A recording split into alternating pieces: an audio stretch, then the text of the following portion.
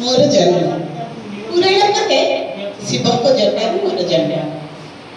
ଆଉ ଏଇ ଆଧୁନିକ ଲୋକମାନେ କହନ୍ତି ମୁଁ ଗଙ୍ଗୋତ୍ରୀ ଗ୍ଲାସିୟରରୁ ଜନ୍ମ ହେଇଛି। ସ୍ୱଚ୍ଛ ନିର୍ମଳ ଧାରାରେ ମୁଁ ସମସ୍ତଙ୍କ ମନ ମୋହିଛି। ସଂପୃଷାର୍ଥଙ୍କର ତୃଷ୍ଣାକୁ ନିବାରଣ କରିଛି। ତେବେ ମୁଁ କିଏ କି? ମୁଁ ଗଙ୍ଗା। 2525 କିଲୋମିଟର ପ୍ରାୟ ବହି ଚାଲିଛି।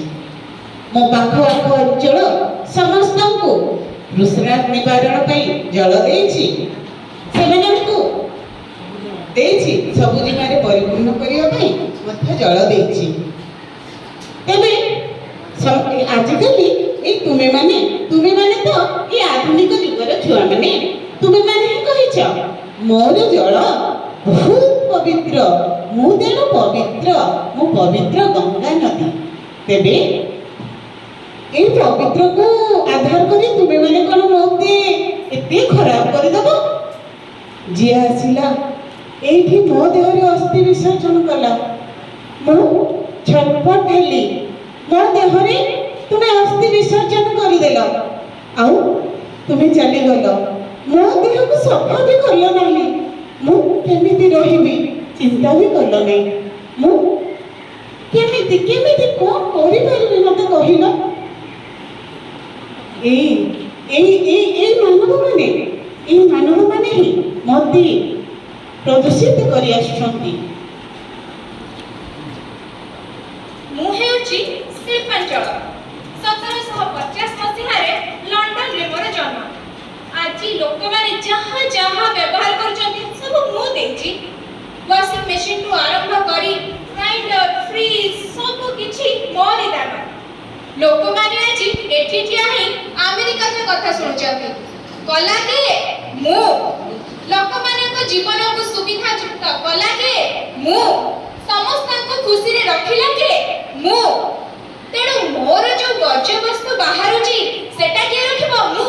ନା ନା ନା ନା, ସେ ବର୍ଜ୍ୟବସ୍ତୁ ମୋର ନିହାତି କ୍ଷତି କରିବ। ତେଣୁ ମୁଁ ଖୋଜିବି କୋଉଠି ମୋ ବର୍ଜ୍ୟବସ୍ତୁ ରଖିଲେ ସେ ବିନା ଦ୍ୱିଧାରେ ବିନା ପ୍ରଶ୍ନରେ ସେ ବର୍ଜ୍ୟବସ୍ତୁକୁ ଆରାମରେ ଗ୍ରହଣ କରିନେବ। କିଏ କିଏ କିଏ କିଏ? ଆରେ ଏଇ ତ ଗଙ୍ଗା ନଦୀ। କି ଗରମ!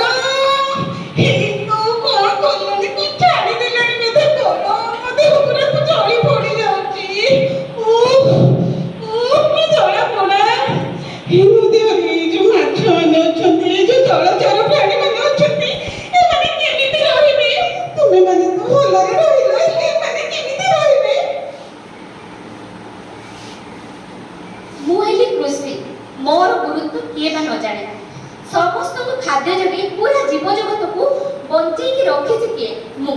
ଯେତେବେଳେ ଜଳବାୟୁ ଯୁଦ୍ଧ ଲାଗେ କୃଷି ଆଉ ଶିଳ୍ପ ଭିତରେ ଗୀତାପଡ଼ଟା ସବୁବେଳେ କୃଷିର। ସେଥିପାଇଁ ତ ସରକାରଙ୍କ ସବୁ ଯୋଜନାରେ ପ୍ରଥମେ ଟାର୍ଗେଟ ଥାଏ କୃଷି ଆଉ କୃଷକ। ପ୍ରାଣୀଜ ଖାଦ୍ୟ ଦ୍ୱିତୀୟରେ, ପ୍ରଥମେ ଆସିବ କୃଷି। କିନ୍ତୁ ମୁଁ କ'ଣ କରିବି? ଜମି ବଢ଼ୁନି, ହେଲେ ଜନସଂଖ୍ୟା ଆସ୍ତେ ଆସ୍ତେ ବଢ଼ି ଚାଲୁଛି।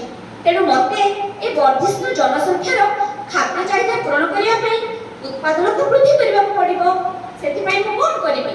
ରାସାୟନିକ ସାର, କୀଟନାଶକ ସାର, କେମିକାଲ ଫର୍ଟିଲାଇଜର ସବୁ ୟୁଜ୍ କରିବି। ହେଲେ ଏସବୁ ୟୁଜ୍ କରିବା ଦ୍ୱାରା ଯେଉଁ ମାଟିରେ ମୁଁ ବଢ଼ୁଛି ସେ ମାଟିଟା ପ୍ରଦୂଷିତ ହେଇଯିବ। ତା ଛଡ଼ା ଅମଳ ପରେ ବି ବହୁତ କ୍ରପ୍ ୱେଷ୍ଟ ବାହାରୁଛି। ଏସବୁକୁ ମୁଁ ମୋ ପାଖରେ ରଖିପାରିବିନି। ସବୁ ତ ସମସ୍ତଙ୍କୁ ଦେଇଦେଲି, ମୁଁ କ'ଣ କରିବି? ଆଇଡ଼ିଆ।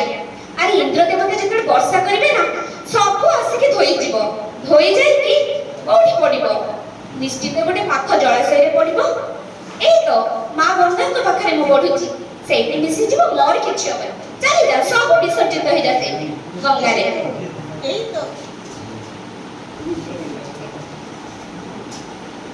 ଏଇ ତ ଜଳ ଆସୁଛି କୋଉ ନର୍ଦ୍ଦମାର ପାଣି। ନା, ଇଏ ତ ସୁନ୍ଦର ପାଣି ଭଳି ଦେଖାଯାଉଛି। ଭଲ ପାଣି ବୋଧେ? ନା ନା, ଇଏ ତ ମହାଡକୁ ଆସୁଛି।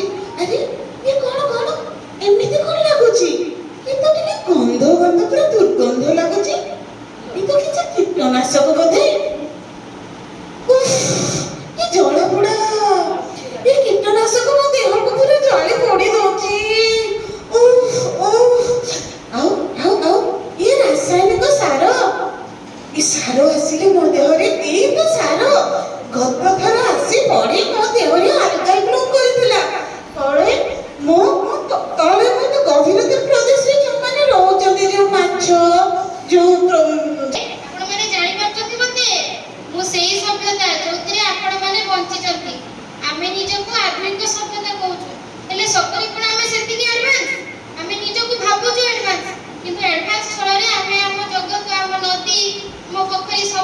ପ୍ରଦୂଷିତ କରୁଛୁ।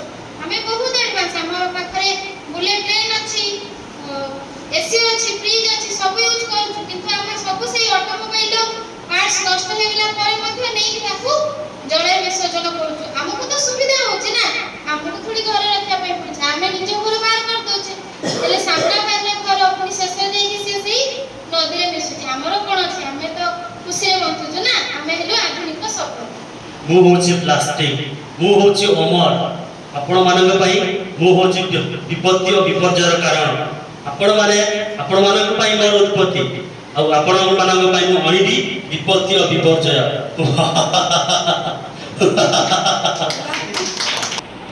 କାନ୍ଦନ୍ତୁନି ମା, ମୁଁ ଜଣେ ଦଶମ ଶ୍ରେଣୀର ଛାତ୍ର। ମୁଁ ପାଠ ପଢ଼ି ଡିଗ୍ରୀ ଧାରଣ କରି ଚାକିରି କରିବା ମୋର ଉଦ୍ଦେଶ୍ୟ ନୁହେଁ। ମୁଁ ଏକ ସୁସ୍ଥ ସମାଜ ଏବଂ ସୁନ୍ଦର ପରିବେଶ ଆଗାମୀ ପିଢ଼ିକୁ ଉପହାର ଦେବାକୁ ଚାହୁଁଛି। ସେଥିପାଇଁ ଆମର ଯେଉଁ ଆଜିକାଲି ଶିଳ୍ପ, କୃଷି, ଆଧୁନିକ ପ୍ଲାଷ୍ଟିକ ଏଗୁଡ଼ିକ ଯଦିବା ମାନବ ସମାଜ ପାଇଁ ଉପଯୋଗୀ ଅଟେ, ତ କିନ୍ତୁ ତା ଦ୍ୱାରା ଆମର ମାଟି, ପାଣି